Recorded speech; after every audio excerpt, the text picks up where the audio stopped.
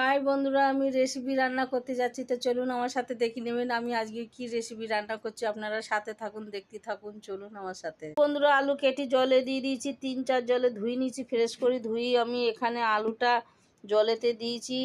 আপনারাও যখন বাড়িতে আলু কাটবেন এরকম জলেতে দিয়ে রাখবেন, তাহলে কালো দাগ হবে না, আলুটা ভালো থাকবে, দেখতে ভালো লাগবে রান্নাতে আর সুস্বাদ লাগবে খেতে। সেখানে পাকা টমেটোর কাটা হয়ে গেছে, এখানে কাঁচা লঙ্কা চেরা হয়ে গেছে, এক টুকরো আদা, এখানে গোটা রসুন ছাড়িয়ে নিয়েছি, এখানে গোটা পেঁয়াজ কেটে নিয়েছি একটা।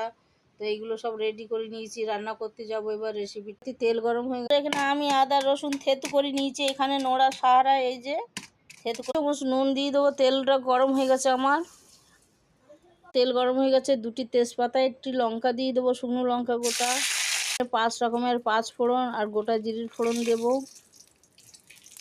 পেঁয়াজ কাটাটা দিয়ে দেবো, রসুন থেতুটা দিয়ে দেবো, ধুয়ে রাখা আছে বন্ধুরা, এগুলো এবার এর ওপর দিয়ে ঢেলে দেবো, এরাগুলো দিয়ে দেবো ওপর দিয়ে। এবার ভালো করে রেখে ভালো করে ভেজে নেবো, এর সাথে আলুটা ভেজে নেবো লাল করে।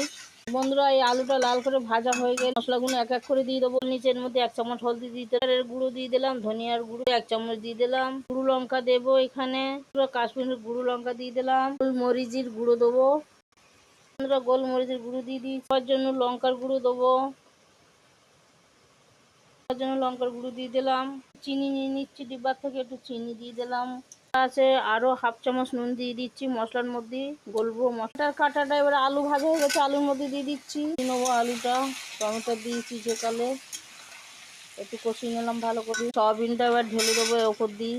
সয়াবিন এটা খাচ্ছি আমরা আজকে রান্না করি, এটা টেস্টি হয় খেতে। ওর জন্য সয়াবিন কষাচ্ছে, এখানে আলুটা ভালো করে কষিয়ে নিয়েছি, আর এটাকেও ভালো করে কষিয়ে নিচ্ছি একসাথে। তারপর ওপর দিয়ে মশলাটা ঢেলে দেবো, রান্নাটা কমপ্লিট হয়ে যাবে। এখানে নিয়ে নিয়েছি আমি, এবার জল দিয়ে পাতলা করে একটু গুলি নেবো, এটা ঢেলে দেবো। এটা আমি এর মধ্যে গুলি নিচ্ছি, এই খুন্তির দ্বারায়, খুন্তির সাহারাতে গুলি নিচ্ছি একসাথে। খুন্তির সাহারায় মশলাটা পাতলা করে গুলি নিচ্ছি, এটা উপর দিয়ে ঢেলে দেবো। আমার মশলা তৈরি হয়ে গেছে। আমরা বাটা মশলা খাচ্ছি না, আজকে গুঁড়ো মশলাই খাচ্ছি, সব দিন বাটা মশলা খাওয়া সম্ভাবনা না।